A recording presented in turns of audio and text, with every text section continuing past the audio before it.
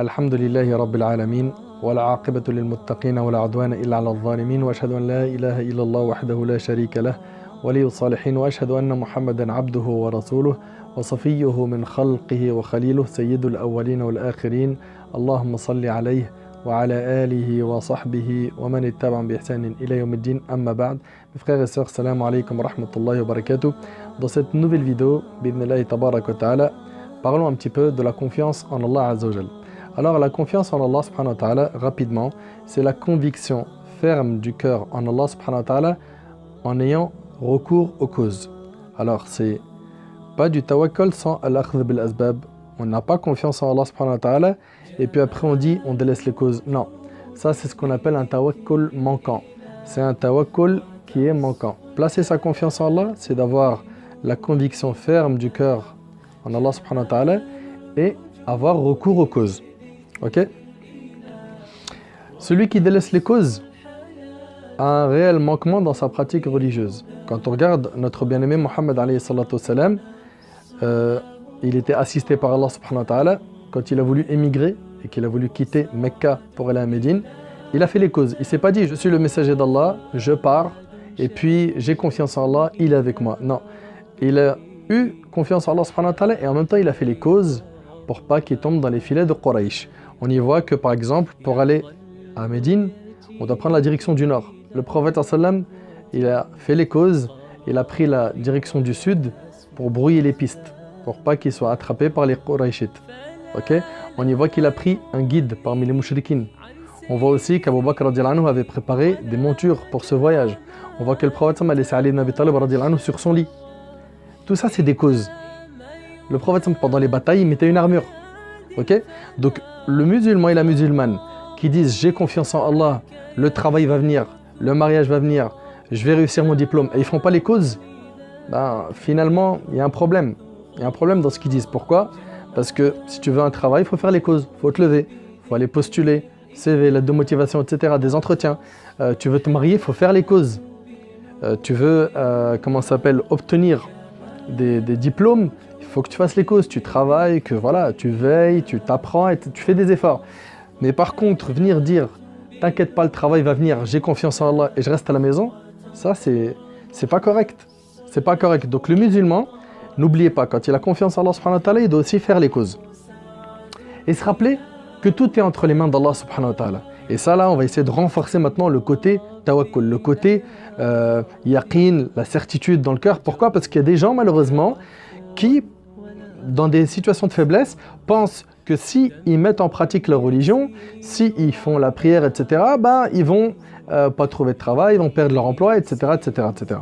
Donc ici, il y a un vrai problème de tawakkul, de confiance en Allah subhanahu wa ta'ala et on va essayer de changer cela, Inch'Allah. Alors premièrement, sache mon frère ainsi que toi ma soeur que celui qui gère les cieux et la terre, c'est Allah. Que celui qui gère les patrons, les humains, hein, les employés, c'est Allah. C'est lui qui les nourrit, c'est lui qui leur donne à manger, à boire, un toit, un salaire, etc. C'est grâce à lui que tout se passe. Allah tabarak wa ta'ala, regardez ce qu'il dit, il dit « Wa fis sama'i rizqukum wa ma tu'adun » et dans les cieux se trouve votre subsistance et ce qui vous a été promis. C'est assez étonnant, quand on médite sur ce verset, on voit qu'Allah subhanahu wa ta'ala il nous dit « Et c'est dans les cieux que se trouve votre subsistance ». Pourtant, l'argent, les entreprises, le boulot, etc. se trouvent dans la dunya. Mais en fait, Allah subhanahu wa ta'ala il nous explique que dans la dunya, dans la vie d'ici-bas, il y a les causes, okay, les sociétés, les humains, le travail, l'argent, etc. Et celui qui met l'effet dans les causes, c'est celui qui est dans les cieux, Allah. Donc comprends bien que rien ne se fait sans sa volonté Azza wa Jal. Donc c'est dans les cieux que se trouve notre subsistance. Et j'aimerais qu'on arrête d'avoir peur pour notre subsistance. C'est un truc où l'amr yani munqadi. C'est une affaire classée. Allah tabarak wa ta'ala, il a écrit à chacun ce qu'il allait manger, boire, combien de temps il allait vivre, etc. Toi, certes, il t'est demandé de faire les causes, mais arrête de trop paniquer. Arrête de trop être soucieux dans ce domaine. T'en fais pas, place ta confiance en Allah, il ne va pas t'abandonner. Place ta confiance en lui. Dans le hadith qui est rapporté par l'imam Ahmad, rahimahullah, selon Omar ibn Khattab, le prophète sallallahu alayhi wa sallam a dit « Si vous placez votre confiance en Allah comme il le faut véritablement, Allah vous accorderait votre subsistance comme il l'accorde aux oiseaux. » Allah vous accorderait votre subsistance comme il l'accorde aux oiseaux. Ils partent le matin le ventre vide et rentrent le soir le ventre plein. L'oiseau, s'il te plaît, explique-moi. Il a quoi? Mathsup, un doctorat, il a quel diplôme pour pouvoir sortir de son nid et tous les soirs il rentre avec le ventre plein. Il a une seule chose qui manque à beaucoup de musulmans et musulmanes, c'est at-tawakkul ala Allah, la confiance en Allah. Il a confiance en Allah. Il sait qu'Allah il va pas l'abandonner. Et malheureusement, aujourd'hui, cette notion du tawakkul, de la confiance en Allah, elle est en train de se perdre chez beaucoup de gens. Ils ont peur de ne plus avoir de travail, ils ont peur de ne plus avoir d'argent, ils ont peur de ne plus pouvoir manger, ils ont peur de ne pas se marier, ils ont peur. Elle est où la confiance en Allah? Où est la confiance en Allah? Allah tabaraka ta'ala dit wa tawakkal ala al-hayy alladhi la yamut. Et place ta confiance en le vivant qui ne meurt jamais. Allah tabaraka ta'ala dit wa may yatawakkal ala Allah fa huwa hasbuh. Quiconque s'en remet à Allah, il place sa confiance en Allah, Allah lui suffit. Allah lui suffit. Et quand on regarde nos prophètes, alayhim salam, ils étaient envoyés comme guides. Ils sont venus pour nous expliquer comment se rapprocher d'Allah, comment le satisfaire. Quand on regarde les prophètes, ils avaient tous confiance en Allah.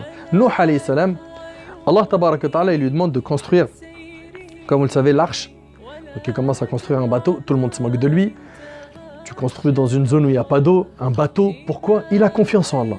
Et puis le jour où Allah subhanahu wa ta'ala a décidé de punir le peuple de Nuh, ils ont tous été noyés et le peuple de Nuh a été sauvé par le moyen de ce bateau. Il a eu confiance en Allah, Allah tabaraka wa ta'ala l'a soutenu. Le prophète Moussa alayhi salam, il est poursuivi par Pharaon.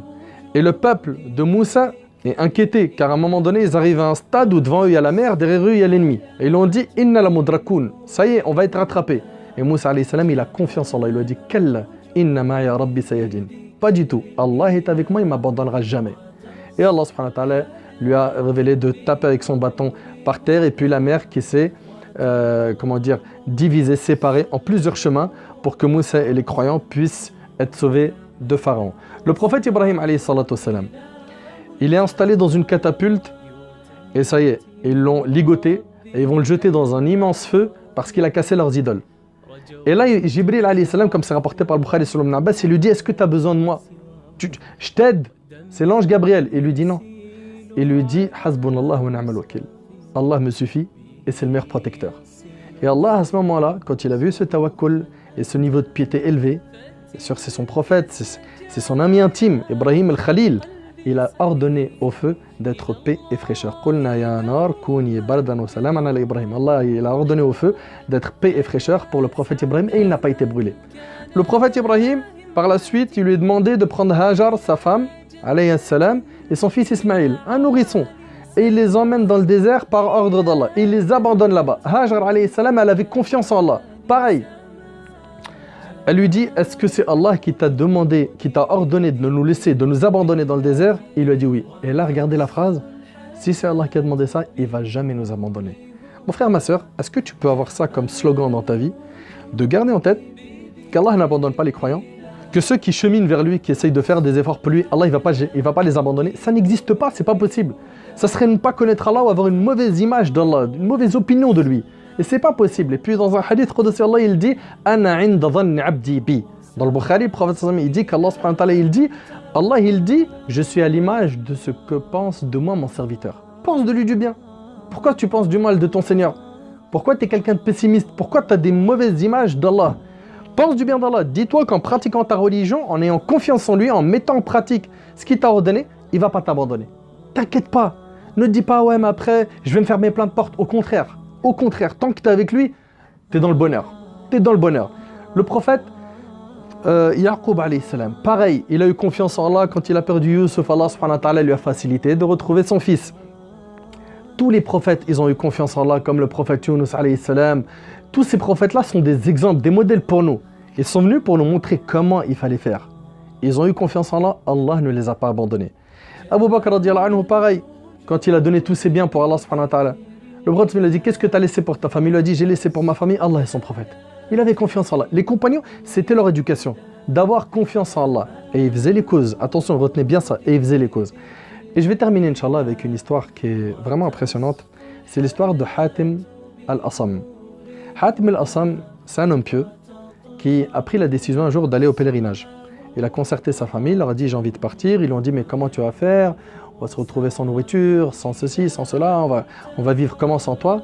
Et il avait une petite fille qui était très proche d'Allah, lui a dit, pars, mon père, c'est pas toi qui nous accorde la subsistance, pars. Elle était impressionnante cette petite. Il a donc pris la décision de partir et il s'est engagé donc à partir au Hajj. Il part pour le Hajj, il avait un petit peu d'argent avec lui et il en a laissé un petit peu à sa famille. Mais rapidement, la famille a été éprouvée car l'argent a été épuisé et la nourriture a été consommée. Et donc là, rapidement, ils se sont tous tournés vers la petite sœur. Alors, regarde, t'es contente maintenant? C'est à cause de toi. Regarde, maintenant, on est dans quoi comme épreuve? Tu l'as motivé à partir, il est parti. On fait quoi maintenant? Elle est rentrée dans sa chambre et elle a invoqué Allah subhanahu wa ta'ala. Elle a dit, Allah, tu nous as jamais abandonnés, ne nous abandonne pas. Soutiens-nous. Puis subhanallah, comment Allah il fait les choses. Wallahi al-azim, c'est impressionnant. Wallahi, c'est impressionnant. Cette personne-là, cette petite, elle a fini ses invocations. Et à ce moment-là, Allah a voulu que le chef du village passe. Et il est passé près de la maison de Hatim al-Assam, mais il a eu très soif. Très soif. Il a dit demander rapidement de l'eau à cette maison. Ils ont tapé à la porte et quand ils ont su que c'était le chef du village, bien sûr, ils ont amené un beau verre, hein, bien frais, etc. Il en a bu, il était très content. Après, il a dit Baytu man hadha. Il a dit c'est la maison de qui? On lui a dit c'est la maison de Hatim al-Assam. Il a dit Hatim al-Assam, l'homme pieux, où est-il pour qu'on le remercie? Et là, la famille lui a dit il est parti pour le Hajj. Il est parti pour faire le Hajj. Et là, il a été très touché. Il a dit eh bien, puisque c'est comme ça, pour honorer cet homme et le récompenser, il a pris une bourse d'or qui était avec lui et il l'a jetée dans la maison et il leur a offert. Et c'est pas terminé. Allah subhanahu wa ta'ala, il a voulu beaucoup plus pour cette famille. Et le chef du village a dit à son armée que celui qui m'aime fasse la même chose que moi. Bien sûr, vous êtes d'accord avec moi, qu'ils l'aiment ou pas, ils sont obligés de faire la même. Et moi-même, ils ont tous pris, subhanallah, leur argent et rapidement la maison s'est retrouvée remplie d'or, de pièces d'or. Et là, à ce moment-là, la petite fille, elle est rentrée dans sa chambre, elle a commencé à pleurer. Ils lui ont dit, mais pourquoi tu pleures? On est devenus maintenant les plus riches des gens. Pourquoi tu pleures? Ça y est, on est riches maintenant. Elle a dit, parce que ça, c'est une créature qui nous a regardés, suite à quoi on s'est enrichi. Qu'en serait-il d'Allah s'il nous regardait avec le regard de sa satisfaction? Allahu Akbar. Allahu Akbar. Donc mon frère ainsi que toi, ma soeur, place ta confiance en Allah. Et subhanallah, voilà, il y a des histoires personnelles, personnelles que j'ai connues, des gens que j'ai rencontrés il n'y a pas très longtemps. Une sœur, elle vient me voir. Subhanallah, cette sœur, qu'Allah la préserve, elle voulait faire un stage dans un domaine précis et elle voulait à tout prix garder son hijab. Et elle m'a dit, je ne sais pas quoi faire, il faut que je rentre chez moi, là tout de suite, et c'était le soir, hein, et que je rentre avec un stage. Je ne sais pas comment faire, je ne sais plus comment faire, ça y est, je sèche. Allah subhanahu wa ta'ala, il m'a facilité avec 2-3 coups de fil. J'appelle quelqu'un, puis je lui dis voilà, est-ce que tu peux essayer de voir si quelqu'un peut débloquer la situation à cette sœur? Et il me dit ben ça tombe bien moi. Je lui dis ah, mais attends, il y a quand même pas mal de compétences à avoir pour que tu puisses l'apprendre en tant que stagiaire. Il me dit quoi comme compétences? Je lui dis ça. Il me dit c'est bon, je les ai tous. Il me dit envoie-moi la sœur. Quelques minutes après, j'envoie le numéro à la sœur et la sœur, elle y croyait pas. Elle y croyait pas. En quelques temps, Allah subhanahu wa ta'ala, en quelques secondes, il lui a débloqué l'affaire. Allah subhanahu wa ta'ala, il entend les gens, il voit leurs difficultés. C'est pour ça qu'il faut avoir confiance en lui. Un autre aussi, dans son lieu de travail, c'est un converti. Plusieurs personnes sont parties voir son patron pour lui dire il fait la prière et tout, en cachette, etc., dans le lieu de travail, etc. Le patron, il l'a convoqué tout de suite, il lui a dit ça fait combien de temps que tu fais ça? Il lui a dit ça fait très longtemps. Il lui a dit mais pourquoi tu ne me l'as pas dit depuis tant d'années? À partir de maintenant, tu ne prieras plus dans ce petit local qui ne convient pas. Je te laisse cette grande pièce, tu peux y prier tranquillement, sans aucun souci. Et subhanallah, ils ont voulu lui faire du tort, Allah l'a soutenu. Et en fait, à chaque fois qu'une personne a placé sa confiance en Allah, elle n'a jamais été abandonnée. Donc mon frère ainsi que toi, ma soeur, t'inquiète pas. Ton affaire, elle entre les mains d'Allah, sois forte, sois solide. Ok, mon frère, sois fort, sois solide, place ta confiance en Allah, sois intelligent, d'accord? On n'est pas en train de dire qu'il ne faut pas respecter les règles de la société et d'appeler au désordre. Non, non, dans ton lieu de travail, tu dois faire très attention à ce qu'on te demande, etc. Tu dois présenter ton travail de la meilleure des manières, mais place ta confiance en Allah pour qu'Allah t'ouvre les portes, qu'il te facilite et que tu puisses continuer à travailler, à cheminer, à œuvrer, à faire tout ce que tu entreprends sans désobéir à Allah subhanahu wa ta'ala.